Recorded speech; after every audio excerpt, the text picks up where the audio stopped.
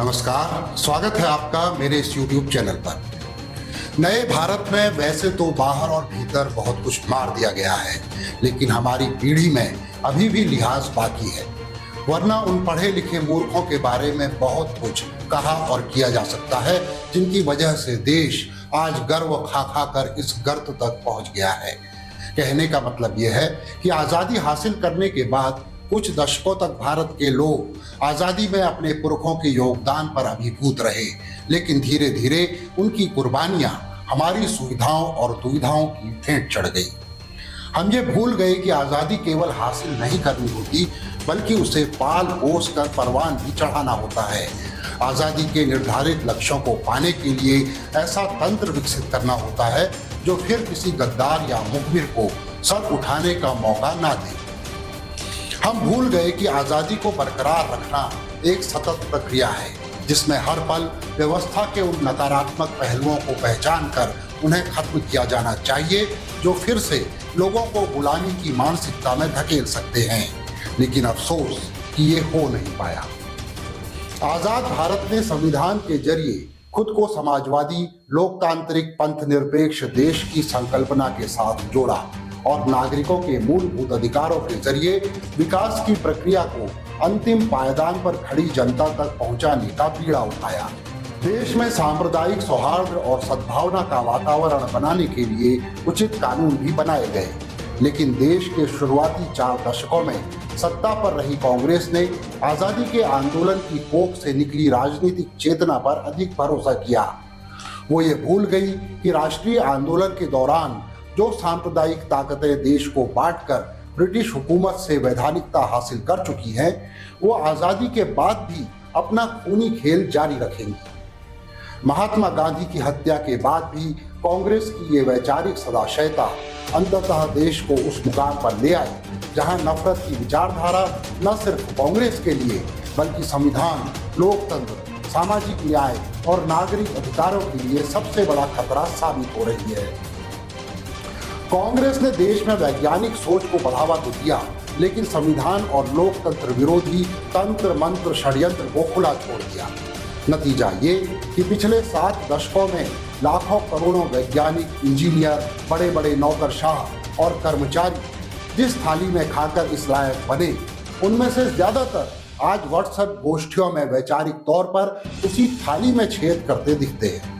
इन्हीं कुछ मूर्खों को बनाने और पालने में हमने अपनी 7 दशकों की आज़ादी की सारी कमाई लुटा दी। देश के लोग भले ही अपने विकास की यात्रा में आए इस नकारात्मक बदलाव को भूल जाएं, लेकिन इतिहास इन सभी मूर्खों को 21वीं सदी पर लगे काले धब्बों के जरिए याद रखेगा। आखिर इस सदी के आते आते ऐसा क्या हुआ कि देश में अचानक मूर्खता की बाढ़ सी आ गई और संविधान, लोकतंत्र, समाजवाद और सामाजिक न्याय जैसे शब्द सत्तारूढ़ सांप्रदायिक ताकतों और उनके समर्थकों के कानों में चुभने लगे। आखिर चूक कहां हुई, ये समझने के लिए आपको वैश्विक स्तर पर शीत युद्ध की समाप्ति और भारत में आर्थिक उदारीकरण के शुरुआती दौर में जाना पड़ेगा। आजाद भारत के अब तक के विकास क्रम को आप उदारीकरण से पहले और बाद के 2 हिस्सों में बांट सकते हैं। जिन लोगों ने पहले दौर में सांस ली है, वो पीढ़ी याद कर सकती है कि उन दिनों देश तमाम चुनौतियों से मिलकर जूझ रहा था। सरकार आलोचनाओं का सामना करती थी और आंदोलन के किसी भी रूप पर कोई पाबंदी नहीं थी। सिनेमा से लेकर नुक्कड़ नाटकों तक, लेई से दीवारों पर पोस्टर चिपकाने से लेकर अखबारों तक सरकार की आलोचनाओं और प्रतिरोध की आवाजों के लिए पर्याप्त जगह थी। कांग्रेस ने तो अपने इस लोकतांत्रिक मिजाज का खामियाजा दूसरे दौर में यूपीए 2 की मनमोहन सरकार के खिलाफ अन्ना आंदोलन में भी भुगता, जिसका भुगतान आज पूरा देश कर रहा है। खैर, तो मैं बात कर रहा था आर्थिक उदारीकरण से पहले के दौर की, जिस दौरान आतंकवाद चरम पर था। ज्यादातर लोग धार्मिक भी थे, सहिष्णु भी, शायराना भी थे और भागवत कथा के श्रोता भी, मजहबी भी थे और इंसान भी। यही वो दौर था जिसने 1 दशक के भीतर एक ही पार्टी और एक ही परिवार से देश के 2 प्रधानमंत्रियों की शहादत देखी और खून के आंसू रोए। इस दौर के जाते जाते वक्त ने वैश्विक और राष्ट्रीय स्तर पर करवट बदली। सोवियत संघ जैसे साम्यवादी महाशक्ति आर्थिक खुलेपन को स्वीकार कर अपने संघीय ढांचे को बचा नहीं पाई और बिखर गई। दुनिया पूंजीवाद के आगे नतमस्तक होकर अपने बाजारों को प्रतिस्पर्धा के नाम पर खोलने को बेचैन नजर आने लगी थी। लेकिन भारत में वो दौर परिवर्तन के एक अलग ही संक्रमण काल से गुजर रहा था। बोफोर्स के भ्रष्टाचार और मंदिर मस्जिद के मुद्दे पर राजनीतिक और सामाजिक उथल-पुथल का लाभ अन्ना आंदोलन की तरह ही इस पहले दौर में भी सांप्रदायिक शक्तियों ने लेने की कोशिश की थी, लेकिन जवाब देने के लिए उस वक्त सामाजिक न्याय की शक्तियां उसके सामने थीं। कांग्रेस की सदाशयता ने एक बार फिर इन फांसीवादी ताकतों को समाज के एक तबके का सांप्रदायिक ध्रुवीकरण करके सिर उठाने और पांव जमाने का मौका दे दिया। यही वो दौर था जब भारत ने भी आर्थिक उदारीकरण को अपनाकर बाजार खोल दिए और सांप्रदायिक शक्तियों ने स्वदेशी के नाम पर समाजवादी और वामपंथी विरोध के सुर में सुर मिला दिया। ये नया दौर अपने साथ सूचना और संचार क्रांति तो लाया ही, नागरिक सुविधाओं में निजीकरण की हिस्सेदारी भी बढ़ने लगी। इसके साथ ही बढ़ने लगी अमीर और गरीब के बीच की खाई।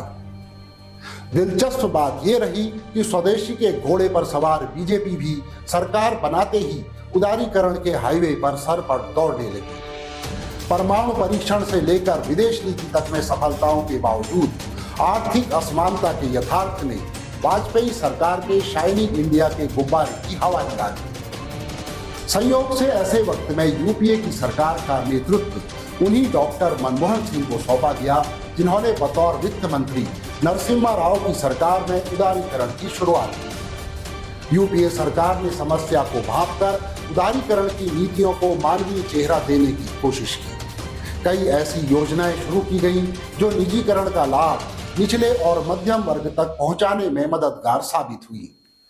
छठे वेतन आयोग ने नौकरी पेशा और पेंशन धारकों के खाते में भरपूर पैसे पहुंचाए, जिससे देश को वैश्विक मंदी में भी आर्थिक मोर्चे पर खुद को मजबूत रखने में मदद मिली।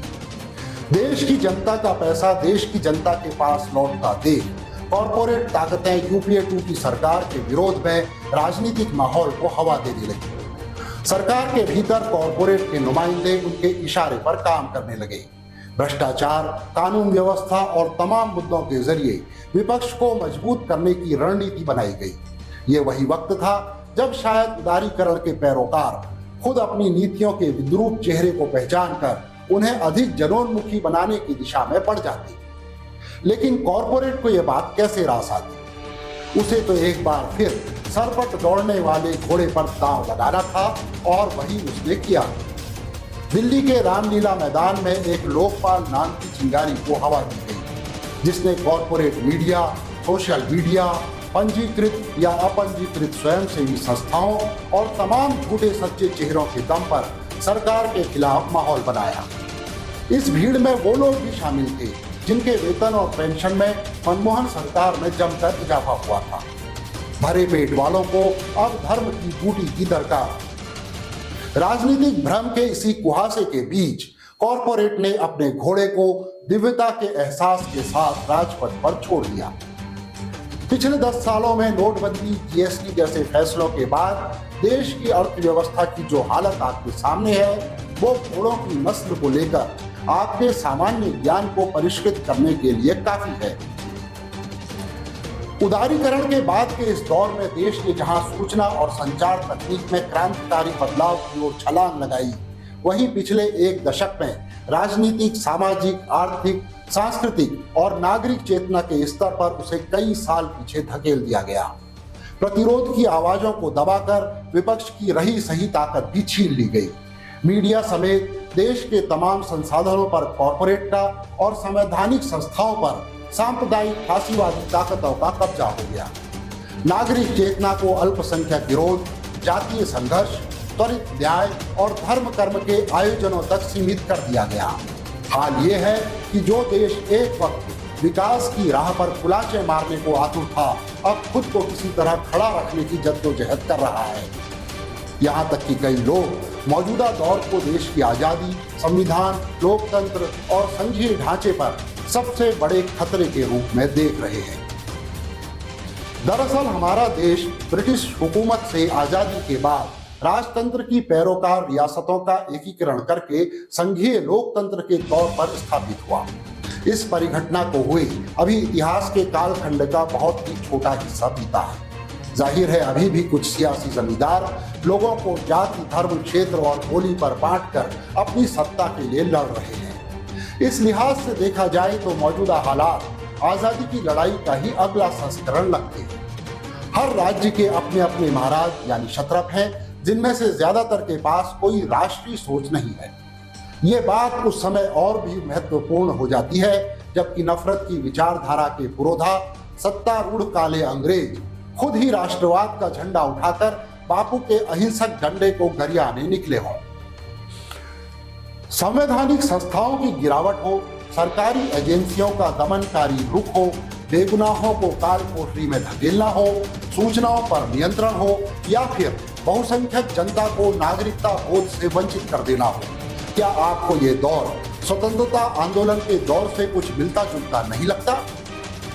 क्या मौजूदा सत्ता का चुनिंदा कॉरपोरेट को देश के सारे संसाधन सौंप देना ईस्ट इंडिया कंपनी की याद नहीं दिलाता?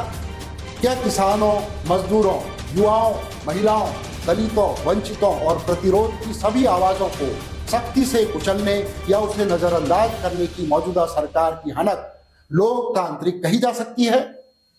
क्या देश की आजादी पर बार बार अधकचरे सवाल खड़े करना उसके लिए कुर्बानी देने वाले लाखों करोड़ों देशभक्तों का अपमान नहीं है?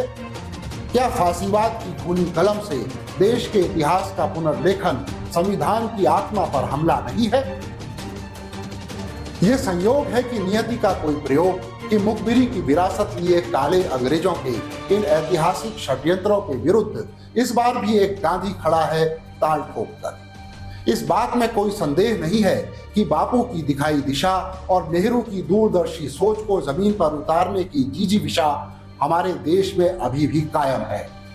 तलाश है तो बस लोकतंत्र, संविधान और आजादी को बचाने के एजेंडे पर फिर से देश की प्रगतिशील ताकतों को एकजुट करने, संविधान की सत्ता को पुनर्स्थापित करने और मोदी पूंजीवाद का रुख फिर सामाजिक आर्थिक न्याय की ओर मोड़ने वाले 21वीं सदी के पटेल, अंबेडकर, इंदिरा और शास्त्री जैसे नायकों की। क्या आपके भीतर इनमें से कोई है? जय हिंद, जय संविधान।